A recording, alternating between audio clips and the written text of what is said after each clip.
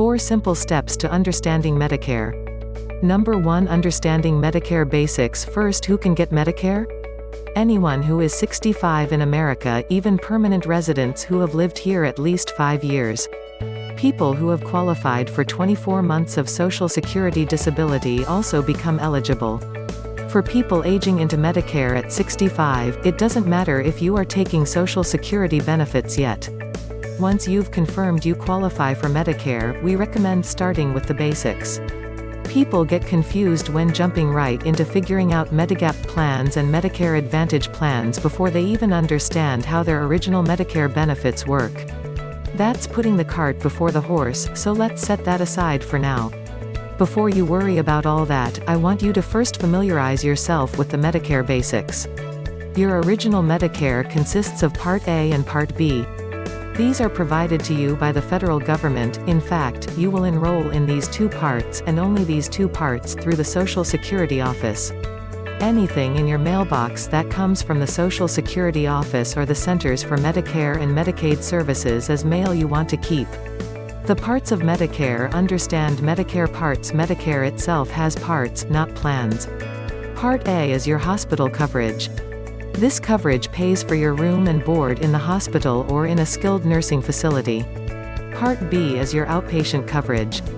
This includes pretty much everything else: doctor visits, equipment, lab work, surgeries, durable medical equipment, diagnostic tests, etc.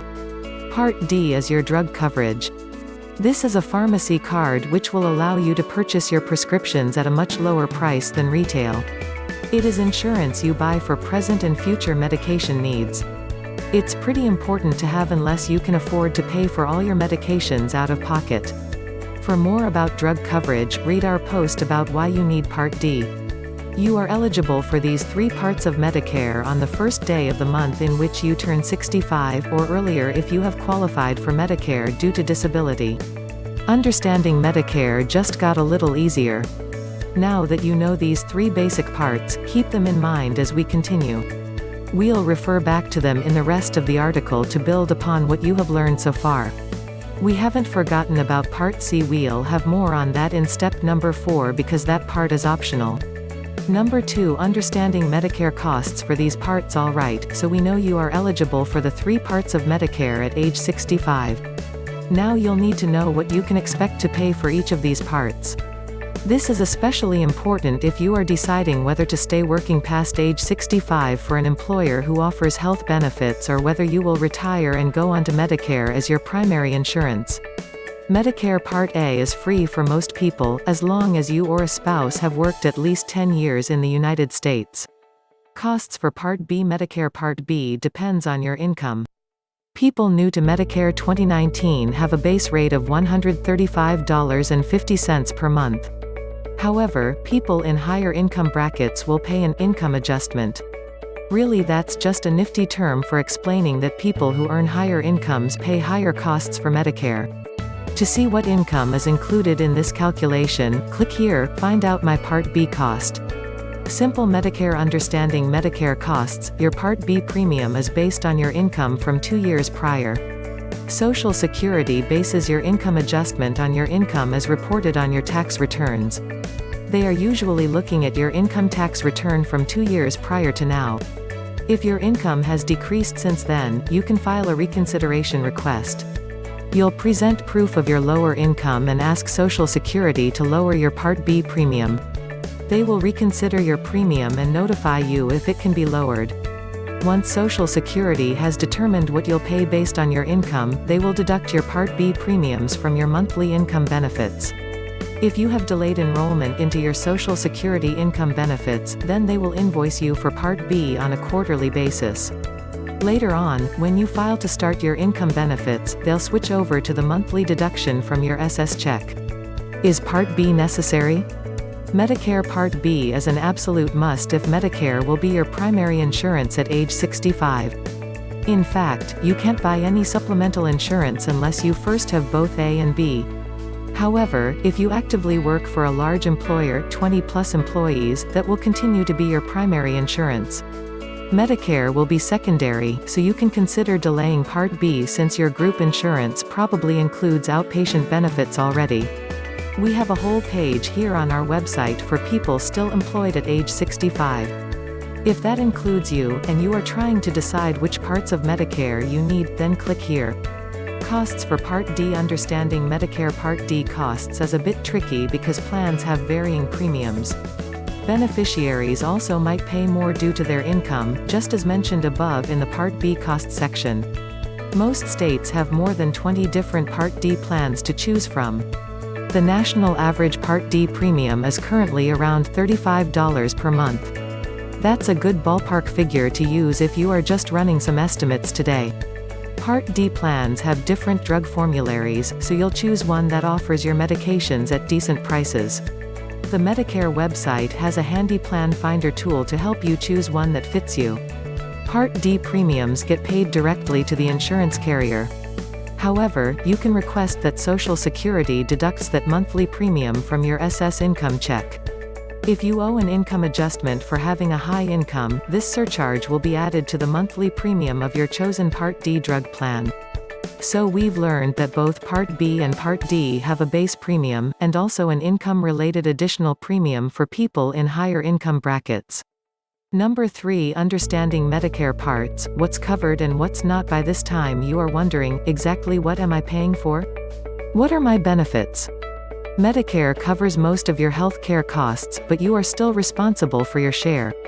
This includes things like deductibles and coinsurance and copays. Understanding Medicare coverage, know what's covered by Medicare and what things you need supplemental insurance to cover. It's quite similar to employer coverage you've had in the past. You paid your share of the monthly premium via paycheck deductions. That purchased the insurance coverage. Then when you used that insurance, you also paid your share of each medical service, right? You had co-pays at the doctor's office. You probably also incurred a deductible if had surgery or hospital stay. It works the same with Medicare. What Medicare pays for, Part A pays for your first 60 days in the hospital. Your share of that cost is a hospital deductible, which will be $1,364 in 2019. After 60 days consecutive days in the hospital, Medicare pays a diminishing share of your benefits. You begin paying a larger share in the form of a daily hospital copay. This can be hundreds of dollars per day, so you need supplemental coverage to protect you from those expenses on Part A services. This can be hundreds of dollars per day, so you need supplemental coverage to protect you from those expenses on Part A services. Part B pays for your outpatient care. This includes things like doctor visits, lab work, imaging tests, surgeries, durable medical equipment, and even things like chemotherapy, radiation, and dialysis. After a small deductible that you pay once per year, $185 in 2019, Part B will cover 80% of all of these services for you. Your share is the other 20% of all of these services, with no cap. That can be quite a bit of money for some of the bigger ticket items like surgeries or cancer treatments. You'll need supplemental coverage to protect you from high Part B expenses. Part D helps to pay for retail prescription medications. By that, we mean medications that you yourself pick up at a local pharmacy or via the plan's mail order. You do not need any supplemental insurance for Part D. It has built-in co-pays for medications so that you don't get smacked with paying 100% for necessary medications. Medigap plans, also called Medicare supplements, Medigap plans pay after Medicare. They pay for the things that are normally your share. For example, all Medigap plans cover the 20% that we mentioned above. So Medicare will pay 80%, and your Medigap plan will then pay the other 20% of your Part B outpatient expenses, thank goodness. Some Medigap plans also cover your Part A and B deductibles. You can choose your own Part D drug plan to go alongside this coverage. Medigap plans also allow you freedom of choice in your medical care. You can see any physician or healthcare provider that participates in Medicare, nearly 900,000 providers across the nation. These plans cost more than Advantage plans because they are more comprehensive. They also give you more freedom in choosing your providers. Medicare Advantage plans, also called Part C. Understanding Medicare Advantage plans can be a bit confusing because the Medicare Advantage program is also called Part C of Medicare. Medicare Advantage plans pay instead of Medicare.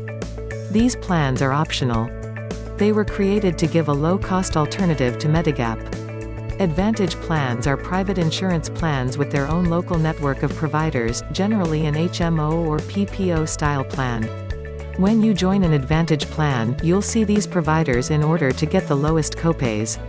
You will pay co-pays for doctor visits, hospital stays, and any other Medicare-approved services.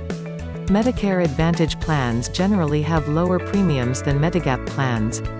That's because you agree to share in the costs by paying co-pays for services as you obtain them. Whereas with a medigap plan, you often will have no copay, depending on the plan you choose. Most Medicare Advantage plans also include a rolled-in Part D drug benefit. This can be a benefit or a hindrance, depending on whether that rolled-in benefit includes the specific medications you need. Each type of plan has its advantages and disadvantages. You'll want to be thinking about what things are most important to you. In my local presentations and webinars for hospital groups and employers, I tell attendees to ask themselves filtering questions. Would a local network plan work for me, or do I need wider access because I travel? Which plan would give me the most peace of mind? Am I okay with paying co-pays as I go along in order to get lower premiums up front? These are the kinds of questions that will lead you to the right coverage.